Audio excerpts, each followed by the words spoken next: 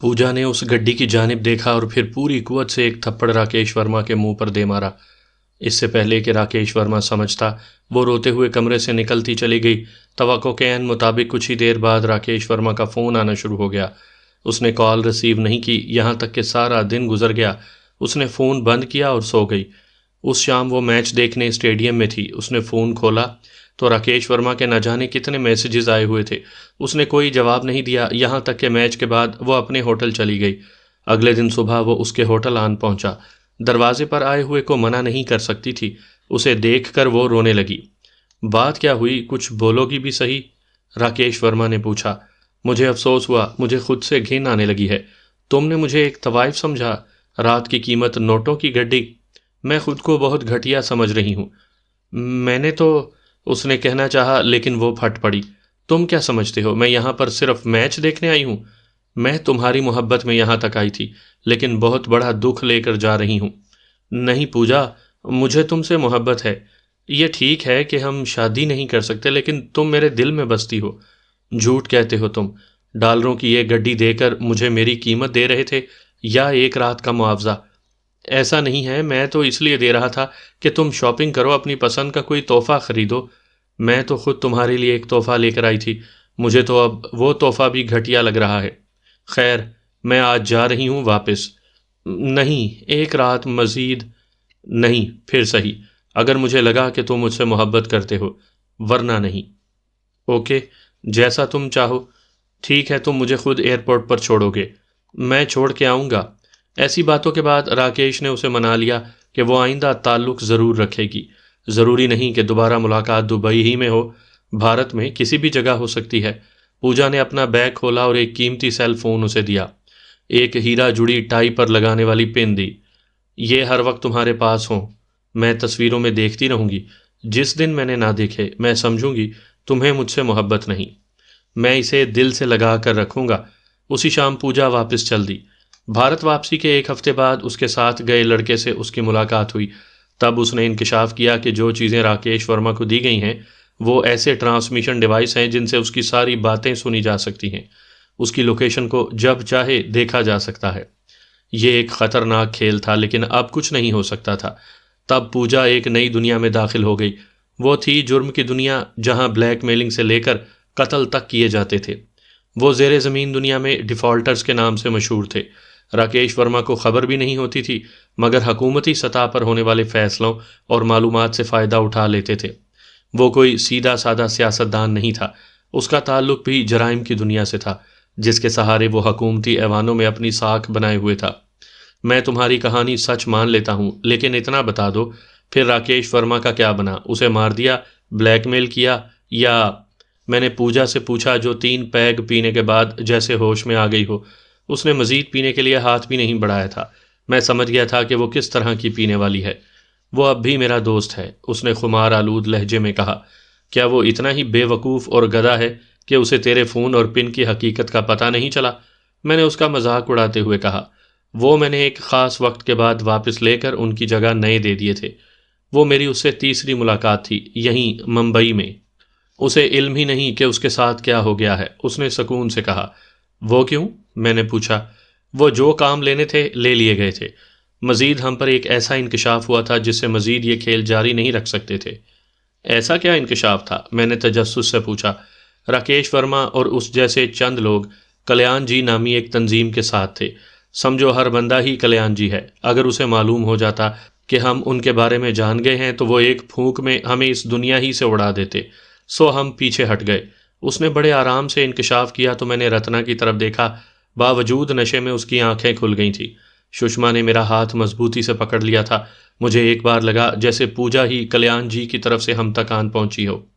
اچھا ایک بات بتاؤ، سشما نے پوچھنا چاہا تو پوجا بیڈ پر سیدھی ہوتے ہوئے بولی، چھوڑو باتوں کو، ادھر آ میرے پاس، ابھی آرام کرتے ہیں، کل ہوتی رہیں گی باتیں۔ وہ نشے میں تھی، اس نے سشما کو اپنی بغل میں لیا اور بیڈ پر سیدھی ہو گئی۔ کچھ ہی دیر بعد وہ ہلکے ہلکے خراٹے لینے لگی۔ میں نے رتنا کو اشارہ کیا اور اٹھ کر باہر چلا گیا۔ کچھ ہی دیر بعد وہ میرے پاس آ گئی۔ یہ تم کس مصیبت کو اٹھا لائی ہو؟ کہیں کلیان جی کو؟ مجھے بھی یہ شک ہے، اس نے مترشح لہجے میں کہا۔ پھر کیا خیال ہے؟ میں نے پوچھا۔ مجھے اتنا تو پتا ہے کہ یہ فائٹر نہیں ہے، لیکن میرا دل بھی یہ کہہ رہا ہے کہ اسے پتہ ہی نہیں کہ ہمارا کچھ کلیان جی کے ساتھ چل رہا ہے۔ میں نے اس سے کوئی ذکر نہیں کیا، بس مدد کے لیے بلایا ہے۔ سانپ چاہے رنگین اور خوبصورت نقش و نگار والا ہو، اسے پالا تو نہیں جا سکتا، اس کی فطرت تو ڈسنا ہے۔ میں نے کہا تو رتنا سوچ میں پڑ گئی۔ دیکھو جو بھی ہونا ہے اس رات میں ہو جائے گا، کل میں اس کا کچھ کر لوں گی، بس آج رات مشکل ہے۔ چلو میں تمہاری مان لیتا ہوں، ہم جاگ کر یہ رات گزار لیں گے۔ میں نے اس کی طرف دیکھا تو وہ میرے سینے سے آ لگی۔ اس کا انداز ایسے تھا جیسے اس نے اپنا آپ میرے سپرد کر دیا ہو۔ میں ہولے ہولے اس کی پیٹھ سے ہلانے لگا۔ میں اسے احساس دینا چاہ رہا تھا کہ میں ہر حال میں تمہارے ساتھ ہوں۔ وہ ایک کٹھن رات تھی جس کے سینے میں نہ جانے کیسی آفتیں چھپی ہوئی تھیں۔ میں اور رتنا ان آفتوں کے منتظر تھے۔ میں نے اسے سمجھا دیا تھا کہ اب پوجا سے کس طرح ڈیل کرنی ہے۔ سامعین کرام، آپ سن رہے ہیں ایک دلچسپ اردو جاسوسی کہانی جس کا نام ہے اناگیر۔ یہ اس سلسلے کی قسط نمبر 25 ہے۔ مجھے امید ہے آپ کو میری یہ کاوش پسند آ رہی ہوگی۔ آپ نے اگر ابھی تک میرا چینل کہانی گھر سبسکرائب نہیں کیا تو ابھی میرے چینل کو سبسکرائب کر کے بیل نوٹیفیکیشن آن کر لیجئے تاکہ آنے والی ہر نئی کہانی کی اطلاع بر وقت آپ تک پہنچ سکے۔ سوری، رات پتہ نہیں میں کیا کیا باتیں کرتی رہی۔ پوجا نے چائے کا مگ اپنے ہاتھ میں لیتے ہوئے کہا۔ رات گئی بات گئی۔ سشما نے اس کی طرف دیکھتے ہوئے اس موضوع کو ٹالنے کے لیے کہا، مگر رتنا نے پوچھا، لیکن پوجا یہ تو تم نے بتایا ہی نہیں کہ اب بھی تمہارا تعلق راکیش ورما سے ہے یا نہیں؟ اب بھی ہے، لیکن اب اس جیسے کئی رابطے میں آ گئے ہیں۔ تم اپنا کام بولو جس کے لیے تم نے مجھے اتنی دور سے یہاں بلوایا ہے۔ پوجا نے کہا، یہ بات ہونا بھی تھی، لیکن اسی لمحے میرے دماغ میں یہ بات آ گئی کہ اگر رتنا نے خود اسے فون کر کے بلایا ہے تو شاید ابھی تک پوجا کو ہمارے بارے میں اور کلیان جی کے معاملے کی خبر نہ ہو، اور اگر اسے خبر ہے تو وہ کمال مہارت سے چھپائے ہمارے ساتھ چوہے بلی کا کھیل کھیل رہی ہے۔ ایک لمحے کی خاموشی کے بعد رتنا نے سوچتے ہوئے کہا، پوجا ہم اس وقت سخت مشکل میں ہیں۔ تمہیں میں نے بتایا کہ ہمیں اغوا کر کے ہمارے ساتھ کیا کرنے کی کوشش کی گئی، آگے سوائے دشمنی کے کچھ دکھائی نہیں دے رہا۔ تم ہی بتاؤ اب ہمیں کیا کرنا چاہیے؟ یہ کوئی اتنی مشکل بات نہیں ہے، ابھی میں نے تمہیں بتایا ہے نا کہ راکیش ورما جیسے کئی لوگ میرے رابطے میں ہیں۔ اب تم یہ سوچ کر مجھے بتاؤ کہ تم کیا کر سکتی ہو، یا پھر تمہیں کیا کرنا ہے، ویسے ہی ہو جائے گا۔ یہی تو سمجھ میں نہیں آ رہا کہ کیا کروں، رتنا نے تیزی سے کہا۔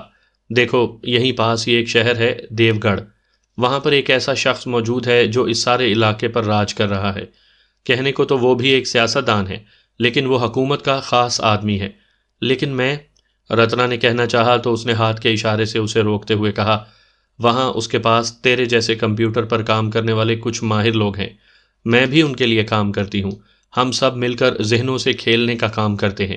میں جہاں مرضی رہوں، چاہے کسی دوسرے ملک میں بھی پھرتی رہوں، میرا ان کے ساتھ کام جاری رہتا ہے۔ اگر تم وہاں رہ کر کام کرنا چاہو تو وہیں رہو، یا کسی بھی شہر میں چلے جاؤ، وہاں سکون سے کام کرتی رہو، تمہیں پورا تحفظ ملے گا۔ پوجا نے اسے سمجھاتے ہوئے کہا، اور مگ سے ایک بڑا سارا سپ لے لیا۔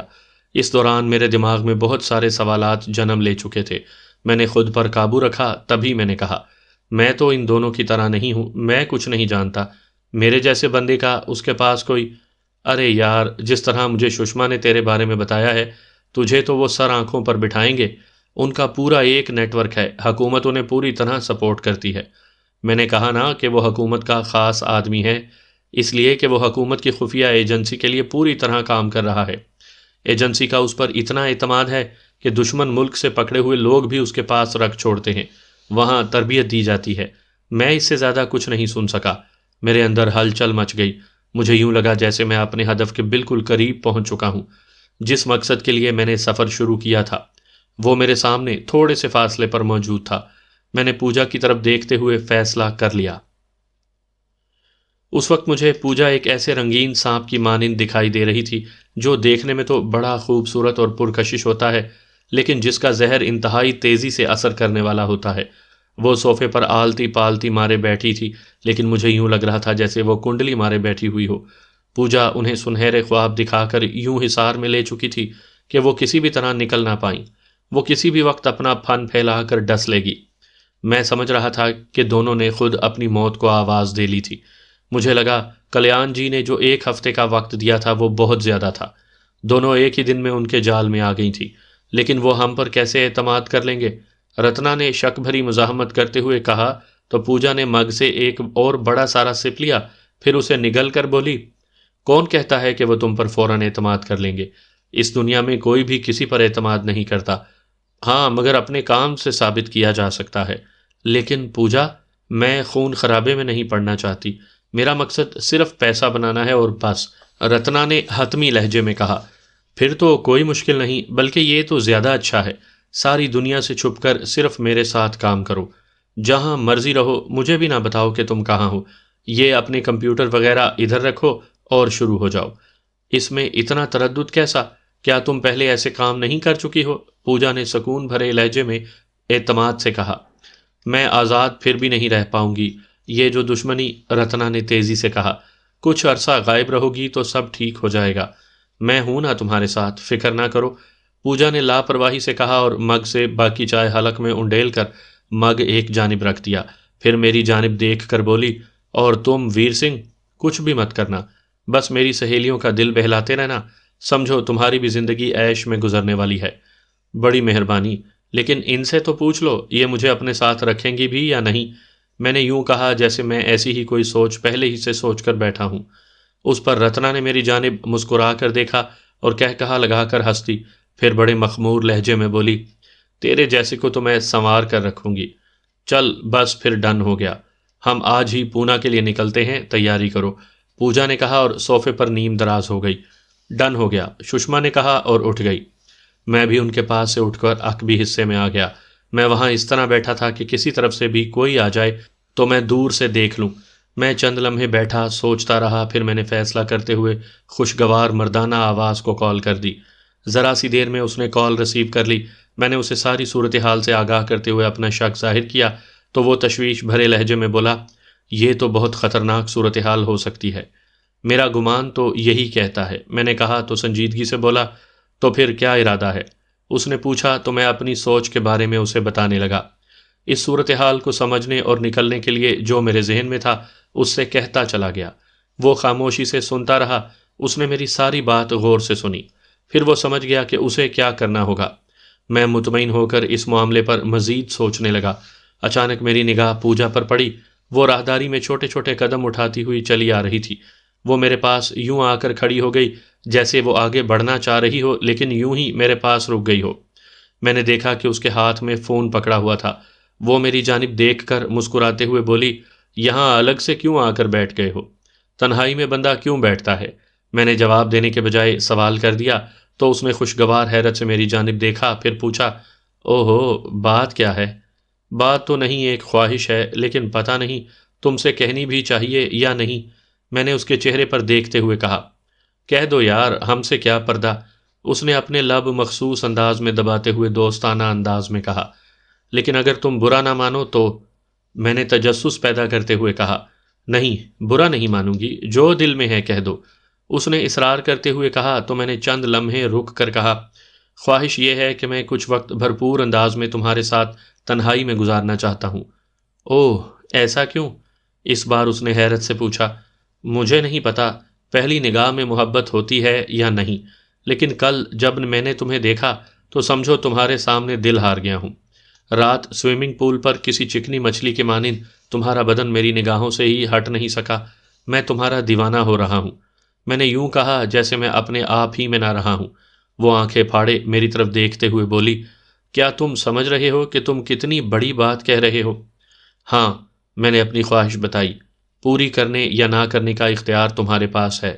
میں جانتا ہوں میں کوئی بہت بڑا آدمی نہیں، راکیش ورما نہیں، عام سا ایک بندہ ہوں، پر خواہش تو کر سکتا ہوں۔ میں نے تشنا لب و لہجے میں کہا تو وہ چند لمحے سوچتی رہی، پھر میرے پیچھے آ کر اپنا ایک ہاتھ میرے سینے پر رکھ دیا، پھر میرا سینہ سہلاتے ہوئے پوچھا، اتنی شدت سے میری خواہش ہے؟ ہاں، اتنی شدت شاید اس کا اندازہ تم نہ کر پاؤ، میں نے خمار بھرے لہجے میں کہا۔ عورت جو ہوتی ہے نا، مرد کی آنکھ میں شدت بھی پڑ لیتی ہے۔ میں تمہیں تنہائی میں وقت دے دوں تو یہ دونوں برا مان جائیں گی۔ اس نے ایک نئے طرح سے مجھے پرکھنا چاہا اور میرے سینے پر سے ہاتھ ہٹا کر سیدھی کھڑی ہو گئی۔ تب میں نے کھڑا ہوتے ہوئے اکتاہٹ سے کہا، میں ان سے اکتا گیا ہوں، دونوں سے کھیلنا بہت مشکل ہے۔ وہ بالکل میرے سامنے کھڑی تھی، اس کی آنکھوں میں خمار آ گیا تھا۔ یہ فطری بات ہے کہ جیسے عادی شراب پینے والے کے سامنے جام آ جائے تو اس کا بدن ٹوٹنے لگتا ہے، ایسا ہی حال پوجا کا بھی تھا۔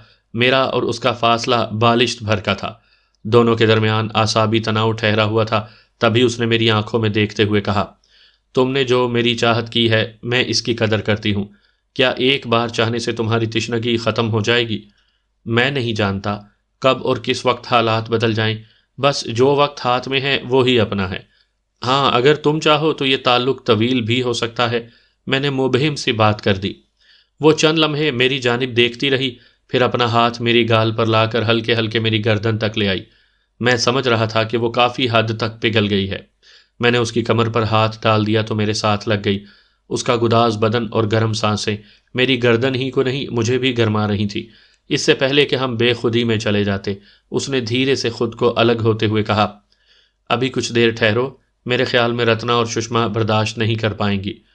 وہ تو نہیں، لیکن پھر، میں نے مضطرب انداز میں یوں کہا جیسے مجھے شدید غصہ آ گیا ہو، لیکن میں جو جاننا چاہ رہا تھا اس کی مجھے سمجھ آ گئی تھی۔ یہ اب تمہارا کام ہے کہ تم انہیں کس طرح مطمئن کرتے ہو، اس نے بڑی سادگی سے کہا اور بے دم سی ہو کر ایک کرسی پر بیٹھ گئی۔ اوکے، اب ان سے اجازت لینا ہوگی، میں نے اکتائے ہوئے انداز میں کہا اور کرسی پر بیٹھ گیا۔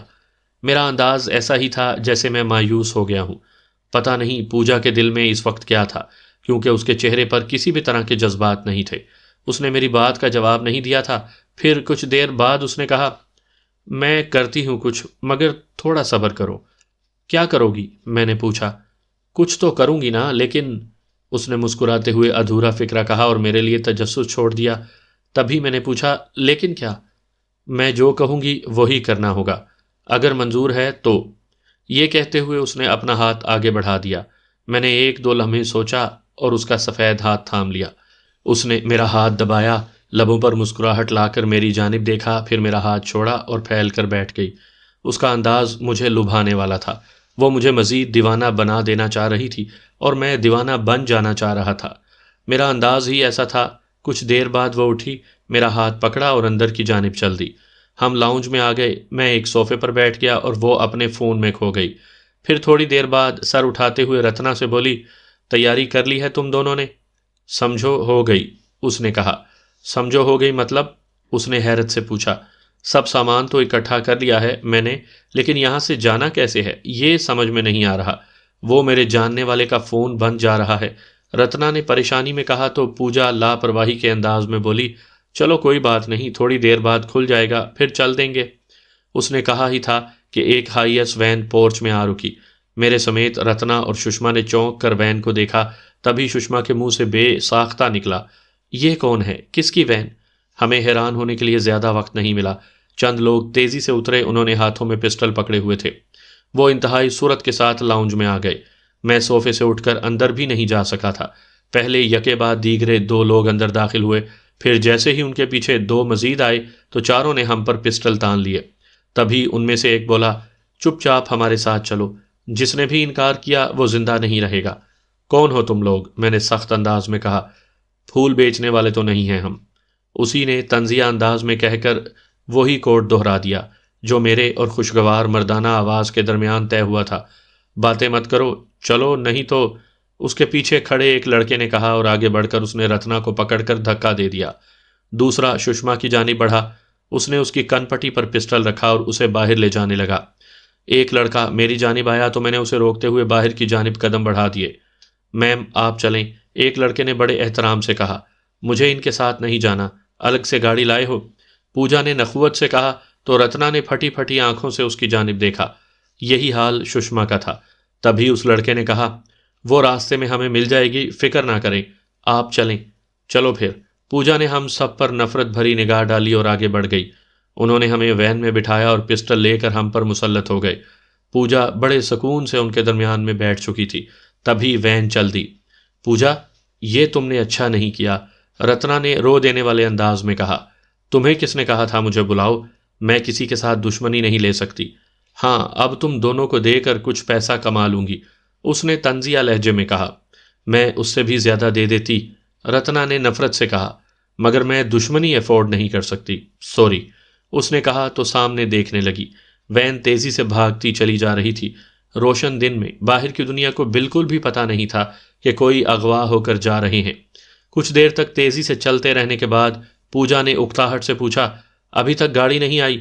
میم، کوٹ روڈ پر چڑھتے ہی جو پہلا فلائنگ اسٹیشن آئے گا وہاں موجود ہے گاڑی، بس 5 منٹ، اسی لڑکے نے کہا، اور پھر اس نے میری جانب دیکھا۔ میں سمجھ گیا تھا مزید 5 منٹ ہیں۔